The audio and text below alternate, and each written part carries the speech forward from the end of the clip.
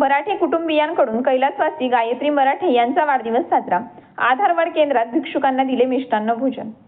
अलीकडच्या काळात वाढदिवसाचा कार्यक्रम मोठ्या थाटामाटात साजरा करून त्यात पैशांची मोठ्या प्रमाणात उधळपट्टी करण्यात येत असल्याचे पाहायला मिळते।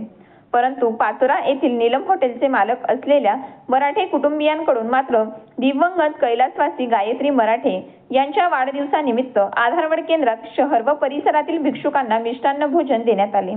या आगळ्यावेगळ्या उपक्रमाचे कौतुक होत आहे।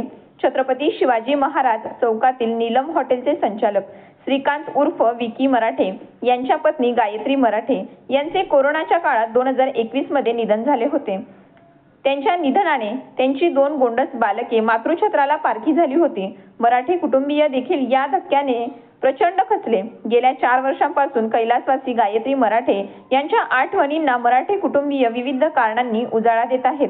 रविवार दिनांक 3 रोजी कैलासवासी गायत्री मराठे यांचा वाढदिवस असल्याने मराठे कुटुंबियांनी सकाळीच कैलासवासी गायत्री मराठे यांच्या प्रतिमेचे पूजन करून त्यांच्या स्मृती जागवल्या। तसेच आधारवाड केंद्रातील भुकेल्या भिक्षुकांना मिष्टान्न भोजन देण्यात आले।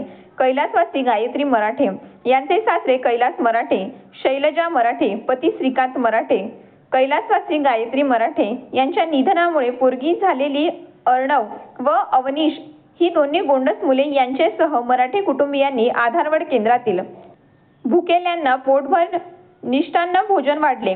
मराठे कुटुंबियांनी राबवलेला हा उपक्रम आदर्शवत ठरला आहे। ह्या प्रसंगी मुजाईद देशमुख, अमोल जाधव, सोनू पाटील, धनराज जाधव, ऋषिकेश पाटील, भरत सळेकर, कपिल जाधव सर यांचे अनमोल सहकार्य लाभले आहे। अधिक माहितीसाठी फोकस मराठी न्यूज चॅनलला लाईक करा, शेअर करा आणि सबस्क्राईब करा।